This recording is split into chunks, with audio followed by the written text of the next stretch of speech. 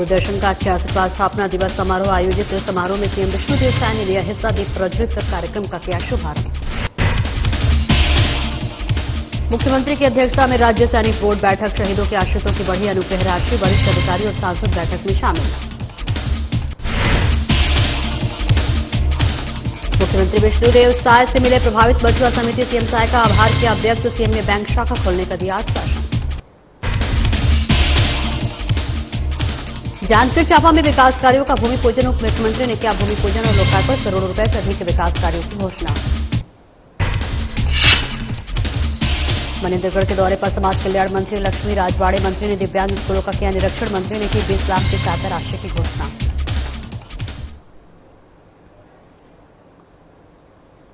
नमस्कार, स्वागत है आपका। मैं हूं आपके साथ सपना दीपक उद्देश्य। बुलेटिन का आगाज करेंगे।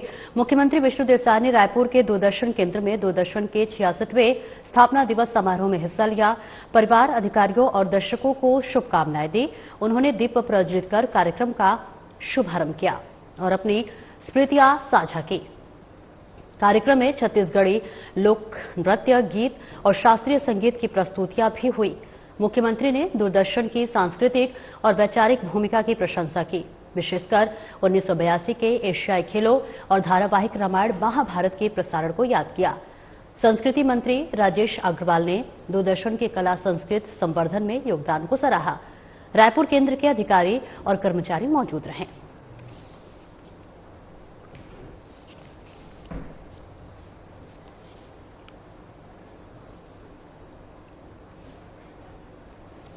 तो तस्वीरें आपको दिखा रहे रायपुर से, जहां दूरदर्शन के 66वें स्थापना दिवस समारोह का आयोजन किया गया, जहां मुख्यमंत्री की मौजूदगी रही और इसके साथ ही साथ तमाम नेताओं की भी यहां पर मौजूदगी देखी गई। आपको बता दें, मुख्यमंत्री विष्णुदेव साय ने रायपुर के दूरदर्शन केंद्र में दूरदर्शन के 66वें स्थापना दिवस समारोह में हिस्सा लिए और परिवार, अधिकारियों और दर्शकों को शुभकामनाएं दी। इस बीच उन्होंने दीप प्रज्वलित कर कार्यक्रम का शुभारंभ किया और अपनी स्मृतियां भी साझा की।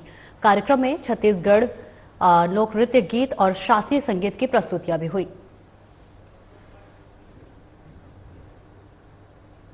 और आगे बढ़ेंगे। मुख्यमंत्री विष्णुदेव साय की अध्यक्षता में राज्य सैनिक बोर्ड की बैठक में युद्ध और सैनिक कार्रवाई में शहीद सैनिकों की पत्नी या आश्रितों को मिलने वाली अनुग्रह राशि 20 लाख से बढ़ाकर 50 लाख रुपए तक कर दी गई है।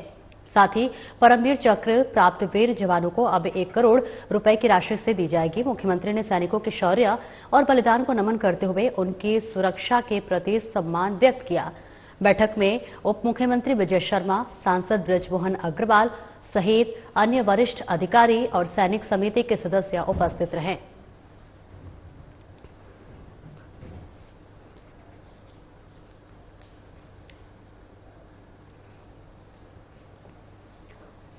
तो तस्वीरें आपको दिखा रहे, जहां मुख्यमंत्री विष्णुदेव साय की अध्यक्षता में राज्य सैनिक बोर्ड की बैठक में युद्ध और सैनिक कार्रवाई में शहीद सैनिकों की पत्नी या आश्रितों को मिलने वाली अनुग्रह राशि 20 लाख से बढ़ाकर 50 लाख रुपए कर दी गई है। साथ ही परमवीर चक्र प्राप्त वीर जवानों को अब 1 करोड़ रुपए की राशि दी जाएगी। तो वहीं मुख्यमंत्री ने सैनिकों के शौर्य और बलिदान को नमन करते हुए उनकी सुरक्षा के प्रति सम्मान व्यक्त किया। बैठक में उप मुख्यमंत्री विजय शर्मा, सांसद बृजमोहन अग्रवाल सहित अन्य वरिष्ठ अधिकारी और सैनिक समिति के सदस्य मौजूद रहे। तो रायपुर से ये सीधी तस्वीरें आपको दिखा रहे हैं, जहां मुख्यमंत्री की अध्यक्षता में सैनिक बोर्ड बैठक हुई। शहीदों के आश्रितों को यहां पर अनुग्रह राशि उनकी बढ़ाई गई और वरिष्ठ अधिकारी और सांसद भी इस बैठक में शामिल हुए। गंगरेल बांध डुबान क्षेत्र की मछुआ सहकारी समितियों को पुनः मछली पालन का अधिकार मिलने पर प्रभावित सदस्य मुख्यमंत्री विष्णुदेव साय के निवास पहुंचे और आभार व्यक्त किया। वहीं धमतरी, कांकेर और बालोद के 11 समितियों के सदस्य उपस्थित थे। मुख्यमंत्री ने डुबान क्षेत्र में एक एम्बुलेंस उपलब्ध कराने और राष्ट्रीय बैंक शाखा खोलने का आश्वासन दिया। उन्होंने महिला स्व सहायता समूहों को फिर से रेडी टू ईट कार्य सौंपने और गरीबों के उत्थान के लिए सरकार के प्रयासों की भी चर्चा की। धमतरी महापौर राम रोहरा और पूर्व महिला आयोग अध्यक्ष हर्षिता पांडे भी मौजूद थे।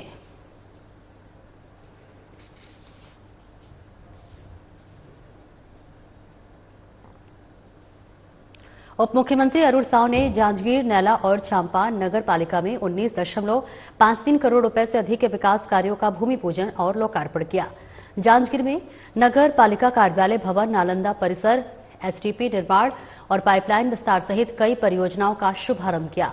चांपा में पानी टंकी कर्मचारी आवास और अटल परिसर का लोकार्पण और शिलान्यास किया गया।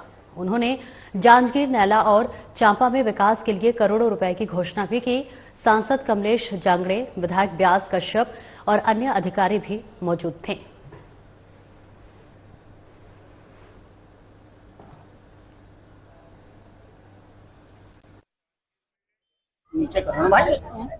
अटल परिसर का लोकार्पण हुआ है, चौपाटी का लोकार्पण हुआ है, साथ ही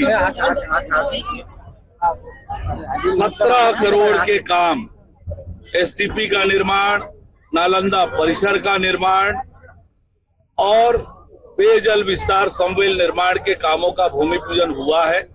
50 लाख के कामों का लोकार्पण, 17 करोड़ 18 लाख के कामों का भूमि पूजन हुआ है। मैं जांजगीर वासियों को इसके लिए बहुत बधाई और शुभकामनाएं देता हूं। छत्तीसगढ़ के निर्माता, भारत रत्न पूर्व प्रधानमंत्री अटल बिहारी वाजपेयी जी की प्रतिमा का निर्माण राज्य के सभी नगरीय निकायों में किया जा रहा है। और महिला बाल विकास और समाज कल्याण मंत्री लक्ष्मी राजवाड़े पहली बार मंत्री बनने के बाद मनेन्द्रगढ़ पहुंची, जहां बीजेपी कार्यकर्ताओं ने उनका जोरदार स्वागत किया। उन्होंने कलेक्ट्रेट सभा कक्ष में अधिकारियों की समीक्षा बैठक ली और दिव्यांग स्कूल, नशा मुक्ति केंद्र और सखी सेंटर का निरीक्षण किया।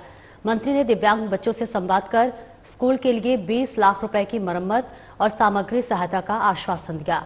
उन्होंने आंगनबाड़ी कार्यकर्ताओं की मांगों पर कहा कि सरकार जल्द निर्णय लेगी।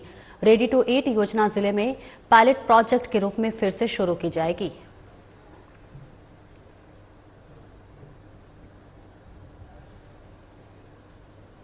तो देखिए, तस्वीरें दिखा रहे जहां महिला बाल विकास और समाज कल्याण मंत्री लक्ष्मी राजवाड़े पहली बार मंत्री बनने के बाद मनेन्द्रगढ़ पहुंची, जहां बीजेपी कार्यकर्ताओं ने उनका जोरदार स्वागत किया।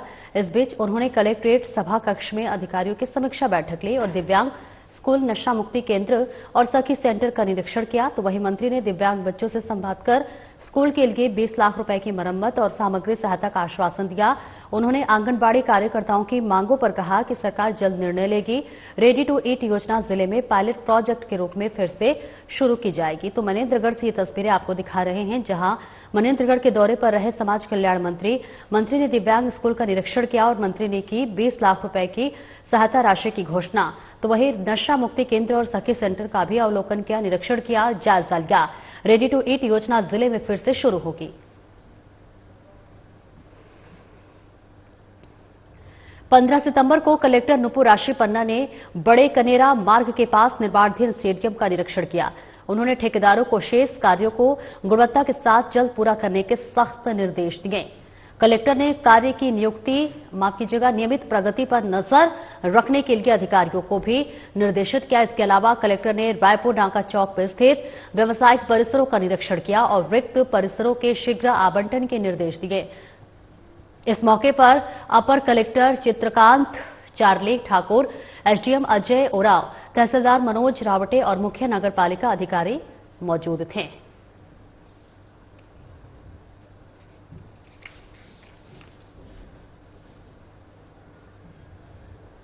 तो देखिए, तस्वीरें दिखा रहे कोंडागांव कलेक्टर नुपुर राशि पन्ना ने जिले भर से यहां पर निर्माणाधीन स्टेडियम का निरीक्षण किया जा रहा है। वहीं कलेक्टर ने स्टेडियम का निरीक्षण किया है, जहां निर्माण कार्यों में तेजी लाने के निर्देश दिए गए हैं और वहीं नाका चौक व्यावसायिक परिसरों का भी निरीक्षण किया गया और रिक्त परिसरों में शीघ्र आवंटन के निर्देश दिए गए हैं। तस्वीरें आपको कोंडागांव से दिखा रहे, जहां 15 सितंबर को कलेक्टर नुपुर राशि पन्ना ने बड़े कनेरा मार्ग के पास निर्माणाधीन स्टेडियम का निरीक्षण किया। उन्होंने ठेकेदारों को शेष कार्यों को गुणवत्ता के साथ पूरा करने के सख्त निर्देश दिए।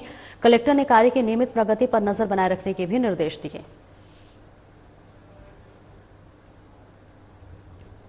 आगे बढ़ेंगे। कोंडागांव कलेक्टर नुपुर राशि पन्ना ने जिले भर से आए मांझी, गायता, चालकी और देव पुजारियों के साथ जिला कार्यालय में बैठक की। बैठक में बस्तर दशहरा में जिले के मांझी पुजारियों के प्रतिनिधित्व और उनके आने जाने की व्यवस्थाओं पर चर्चा हुई। कलेक्टर ने कहा कि परंपरा अनुसार इस साल भी दशहरे में शामिल होने के लिए सभी देव विग्रहों को लाने ले जाने और रुकने के लिए समुचित इंतजाम किए जाएंगे। उपस्थित मांझी और पुजारियों ने अपने सुझाव भी दिए। अपर कलेक्टर चित्रकांत चार्ली ठाकुर सहित अन्य सदस्य भी मौजूद थे।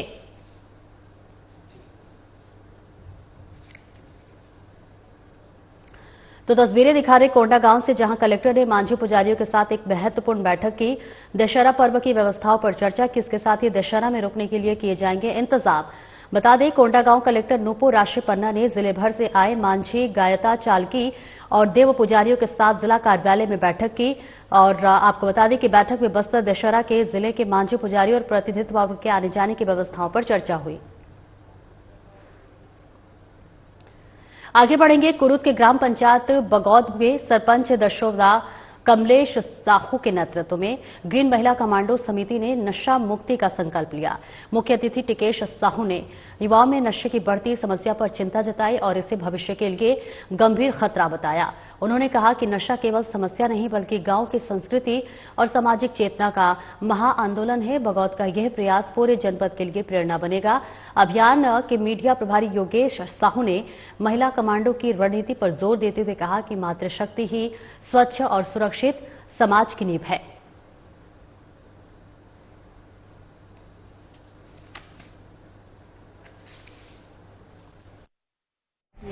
मैं जैसे ही सरपंच बनी और मैं नशा मुक्त का अभियान चलाऊं, और जो आज मेरे को पूर्ण होता दिख रहा है, और प्रत्येक गांव में जा रही हूं तो वहां भी देख रही हूं कि महिलाएं इस विषय पे आगे आ रही हैं और कार्य कर रही हैं और उत्सुक है, क्योंकि आजकल इतना क्राइम बढ़ रहा है जिससे महिलाएं, लड़कियां बहुत ही व्यथित हैं। तो हम चाहते हैं कि समाज में महिलाएं आगे आकर इन मुद्दों पे, नशा मुक्ति और स्वच्छता के मुद्दों पे काम करके हम समाज में एक नया सुधार लाएं और एक नई दिशा। मोर गांव मोर अभियान के तहत हमारे गांव में महिला कमांडो ग्रीन आर्मी के हम आज गठन करे हैं, जिसमें हमारे संघ सरपंच संघ के पदाधिकारी मन हमारा बहुत अच्छा जानकारी दी से, प्रेरणा से उसकी से, और हमारे गाँव के वरिष्ठ मन हमारा बहुत अच्छा हिम्मत दी से, और आगे से हिम्मत ही हमारा आशा है। पहला हमारा जो कार्यक्रम था भिंडरवानी में, उसके बाद भाटा गांव में और उमरदा में, और अभी बगौद। हम लोग एक मुहिम छेड़े हैं कि मोर गांव मोर अभियान के तहत जो है प्रत्येक गांव में हमको महिला कमांडो का गठन करना है। कहीं ना कहीं जो है आज की जो परिस्थितियां हैं, खासकर युवा जो है 14 से 35 वर्ष तक के जो यूथ है हमारा, आज नशा की ओर काफी आगे बढ़ गए हैं। तो इसको कहीं ना कहीं तो हम चाहते हैं कि गांव में सामूहिक सहभागिता बनी रहे, इसमें ग्रामीण समिति, महिला कमांडो और त्रिस्तरीय पंचायती राज जो हमारा होता है, इन तीनों का एक समन्वय से आते हैं गांव को नया दशा और दिशा देने के लिए करके। उसी मुहिम में लगातार हम लोग काम कर रहे हैं और एक अच्छा माहौल लगातार ग्रामीण माताओं के माध्यम से या युवा शक्ति या हमारे गांव के जो वरिष्ठ जन है वो भी काफी चिंतित है और एक अच्छा संदेश लगातार इस गांव को चाहते हैं कि देने के लिए रह करके, क्योंकि हमारा जो छत्तीसगढ़ है शांत वातावरण है और शांति के नाम से जाना जाता है, तो उसी के क्षेत्र में हम लोग एक अच्छा काम करने का प्रयास कर रहे हैं। ग्राम पंचायत दरबा में सरपंच पूजा गुलशन साहू के नेतृत्व में मोरगांव मोर अभियान के तहत ग्रीन महिला कमांडो का चयन कर एक नई पहल की गई है। सरपंच संघ कुरूद के मार्गदर्शन में यह अभियान जन आंदोलन बन चुका है। टिकेश साहू ने विचारधारा की मशाल जलाकर आंदोलन को दिशा दी। वहीं अध्यक्ष हरिशंकर साहू ने संगठन को एकजुट किया। महिला सरपंचों की भागीदारी ने गांव को स्वच्छ, सुंदर और आत्मनिर्भर बनाने की दिशा में एक नई ऊर्जा दी है। अब हर गांव यह संकल्प ले रहा है, हम बदलेंगे, हम गढ़ेंगे, हम आगे बढ़ेंगे। मेरा अभिमान, इसके तहत कुरूद के 108 ग्राम पंचायतों को स्वच्छ, सुंदर एवं नशा मुक्त बनाने के लिए यह सरपंच संघ द्वारा नींव रखी गई है। इस अभियान के तहत प्रत्येक ग्राम पंचायत में यह पहल की गई है। इस अभियान के तहत महिलाओं को सशक्त बनाकर अपने गांव के आसपास स्वच्छता, सुंदरता एवं प्रत्येक घर को नशा मुक्त बनाने के लिए यह अभियान चलाया गया है। और आगे बढ़ेंगे। भोपाल की कुशाभाऊ ठाकरे सभागार में अभियंता दिवस समारोह 2025 का मुख्यमंत्री डॉक्टर मोहन यादव ने शुभारंभ किया। इस मौके पर उत्कृष्ट अभियंताओं और संविदाकारों को सम्मानित किया गया। मुख्यमंत्री ने लोक निर्माण सर्वेक्षण ऐप, न्यूज़लेटर और लोक परियोजना प्रबंधन प्रणाली का लोकार्पण भी किया। उन्होंने मध्य प्रदेश में रिसर्च और ट्रेनिंग इंस्टीट्यूट स्थापित करने की घोषणा की। मीडिया से चर्चा में डॉक्टर यादव ने वक्फ कानून पर सुप्रीम कोर्ट के फैसले का स्वागत किया और लैंड पुलिंग पर किसानों की आपत्तियों को लेकर कहा कि सरकार सभी पक्षों से संवादरत है और विकास कार्यों पर संवाद जारी रहेगा।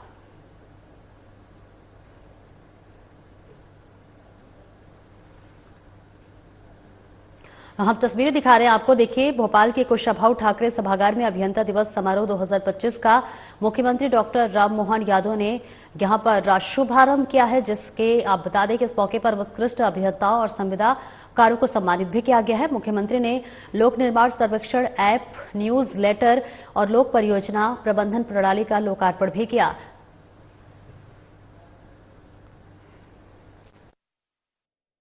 के सामने और सुप्रीम कोर्ट के लागू कराने की यशस्वी प्रधानमंत्री श्रीमान नरेंद्र मोदी जी ने एक बार नहीं कई बार साबित किया। जब श्री राम मंदिर का फैसला हो तो देश को विश्वास में लेकर न केवल उस निर्णय को लागू कराया, हमारे बीच 40 साल पहले सुप्रीम कोर्ट के निर्णय को राजीव गांधी जी की सरकार ने बदल दिया था मुस्लिम बहनों के साथ।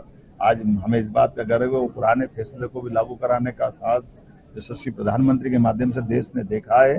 तो ऐसे जो फैसले माननीय न्यायालय देते हैं, ये हमारी और हमारी पार्टी की नीति रहती है कि हम न्यायालय का सम्मान करते हैं। न्यायालय जो निर्णय देता है हम उसको लागू कराते हैं। और नर्मदा विकास प्राधिकरण के वरिष्ठ अधिकारी HR चौहान पर फर्जी नियुक्ति और हजारों करोड़ के भ्रष्टाचार के आरोप लगे हैं। आपको बता दें कि समता समाधान पार्टी के राष्ट्रीय अध्यक्ष अशोक पवार ने सोमवार को प्रेस कॉन्फ्रेंस के आरोप लगाया कि HR चौहान की नियुक्ति बिना मेरिट प्रक्रिया, न्यायिक आदेशों और गोपनीय प्रतिवेदनों के अनदेखी कर की गई है। अशोक पवार ने बताया है कि लोकायुक्त, EOW, मुख्य सचिव, राज्यपाल और SKS WRD को कई शिकायतें और रिमाइंडर दिए जा चुके हैं। EOW ने प्रकरण दर्ज कर शासन को जांच के निर्देश दिए हैं। अशोक पवार ने शासकीय दस्तावेजों में हेराफेरी कर भी गंभीर आरोप लगाए हैं। एक माह बाद इसमें समता समाधान पार्टी ने NVDA का बहुत बड़ा खुलासा किया। HR चौहान वरिष्ठ अधिकारी एवं सदस्य अभियांत्रिकीय और सदस्य वित्त और मुख्य अभियंता सनावत के पद पर कार्यरत थे। इसकी नियुक्ति बोकस हुई है। इस नियुक्ति में मध्य प्रदेश सरकार द्वारा CR बुलाना थी, नहीं बुलाई। मेरिट लिस्ट देखना थी, वो नहीं बुलाई। और कोर्ट के मामले देखने थे, कोर्ट का मामला विचाराधीन था, तो भी इसकी नियुक्ति सदस्य अभियांत्रिकी head of department equal to ENC के पद पर की गई है। जबलपुर में भारत पाकिस्तान क्रिकेट मैच को लेकर कांग्रेस मीडिया विभाग के अध्यक्ष मुकेश नायक ने बीजेपी पर तीखा हमला बोला। उन्होंने कहा कि पुलवामा शहीदों को न्याय दिलाने के बजाय ट्रंप के कहने पर युद्ध विराम कर जन भावनाओं के विपरीत निर्णय लिया गया है।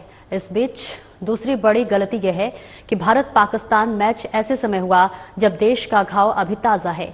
मुकेश नायक ने आरोप लगाया कि ये मैच सिर्फ इसलिए हुआ क्योंकि जय शाह ICC के अध्यक्ष हैं और उनके पिता अमित शाह केंद्र सरकार में प्रभावी हैं। उन्होंने कहा कि BCCI की कमाई देश की अस्मिता से ऊपर रखी गई।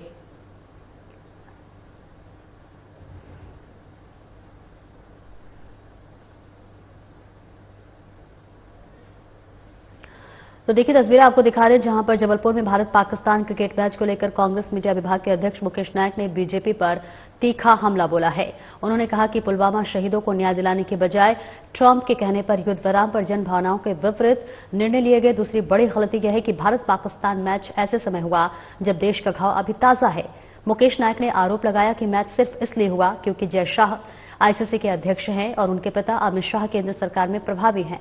उन्होंने कहा कि BCCI की जो कमाई है वो देश की अस्मिता से ऊपर रखी गई है। तो देखिए, क्रिकेट मैच को लेकर तंज कसा जा रहा है।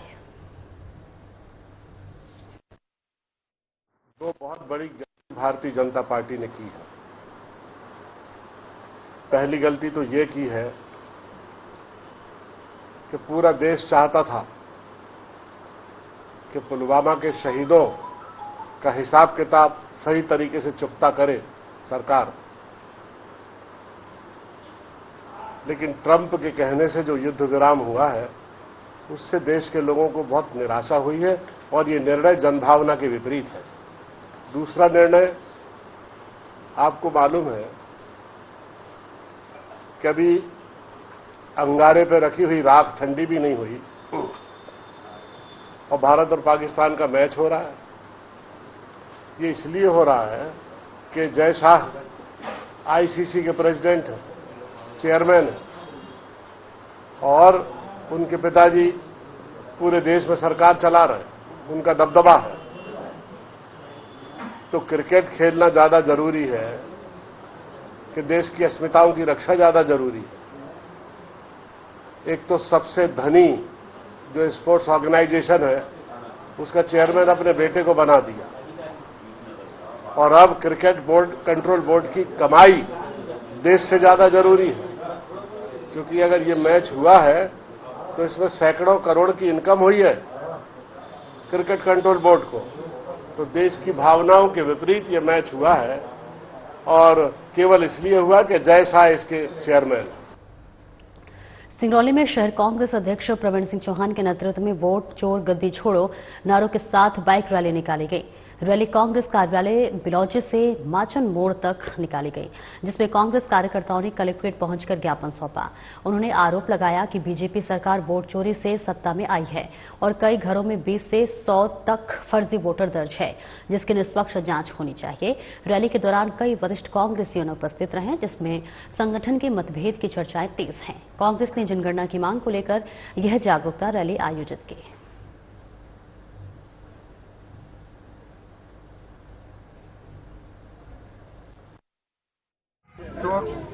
गद्दी छोड़ के आह्वान पर किया गया था।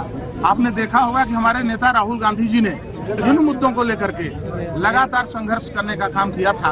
आज आप देखे होंगे देश में 3 कृषि के कानून थे, उसको झुकना पड़ा केंद्र सरकार को, जीएसटी में झुकना पड़ा और देश में सबसे बड़ा काम जो देश के उन्होंने कहा था कि जाति जनगणना हो, तो हर मुद्दे पर जो हमारे नेता बात उठाते हैं उस पर सरकार झुकती है और वोट चोरी पर भी ये सरकार झुकेगी। 65 लाख मतदाताओं का नाम काटा गया था, ये पूरा देश जानता है और पूरे चुनाव आयुक्त ने भी इस बात को स्वीकार किया कि कहीं न कहीं वोट चोरी में गड़बड़ी हो रही है। केंद्र सरकार के इशारे पर ये सारी चीजें हो रही हैं। हम कांग्रेस के लोग अपने शहर अध्यक्ष के नेतृत्व में आज जिला प्रशासन को ज्ञापन दिया है और हम लोग पुरजोर तरीके से वोट चोरी को रोकने की मांग करेंगे। कांग्रेस पार्टी आने वाले दिनों में भी बड़ा जन आंदोलन करेगी। वोट चोर गद्दी छोड़ के नारों के साथ हम लोग आज जिला कलेक्ट्रेट में बाइक रैली के माध्यम से ज्ञापन देने आए हुए थे।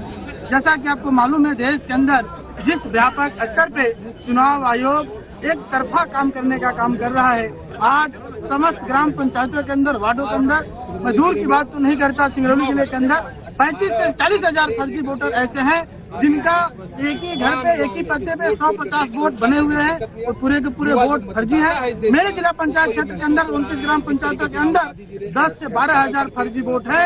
मेरे गृह ग्राम पंचायत शासन में 250 से 300 वोट फर्जी है। मैं जानना चाहता हूं चुनाव आयोग और ये भारतीय जनता पार्टी का क्यों कठपुतली बन करके काम कर रहा है। इस रैली का उद्देश्य सिर्फ इतना है कि जिस तरीके से भारतीय जनता पार्टी की सरकार ने जो इनके जनप्रतिनिधि है वोट चोरी के माध्यम से सत्ता हासिल कर रहे हैं, हम सबकी ये मंशा है कि निर्वाचन आयोग जो बोगस वोट जुड़े हुए हैं उनको हटवाए और पारदर्शिता के साथ चुनाव हो। एक घरों में 10 वोटर, 50 वोट, 200 वोट, 500 वोट, जिस तरीके से हमारे राहुल गांधी जी ने वोट चोरी का ये जो खेल भारतीय जनता पार्टी वाले खेल रहे हैं इसको उजागर किया है। आज जनता के पटल पर ला करके स्पष्ट कर दिया है कि भारतीय जनता पार्टी के जो नेता हैं वो वोट चोरी के माध्यम से आज शासन सत्ता में बैठे हुए हैं। कहीं न कहीं इस देश का जनादेश जो है, मतदाताओं का जनादेश लगातार भारतीय जनता पार्टी की सरकार कुचल रही है और वोट चोरी के माध्यम से गलत तरीके से जो सरकार बना रही है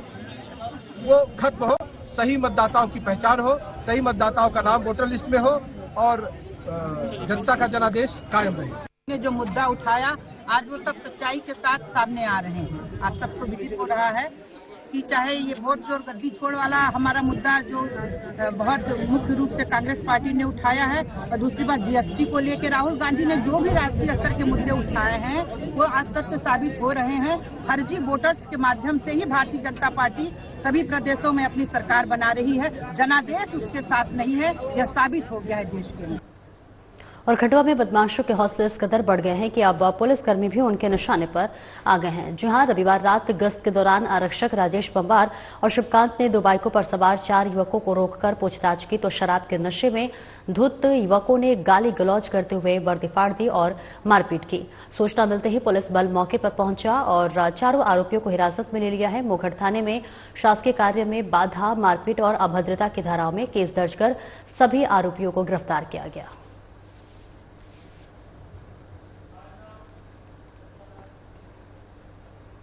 फिलहाल इस बुलेटिन में इतना ही। नमस्कार।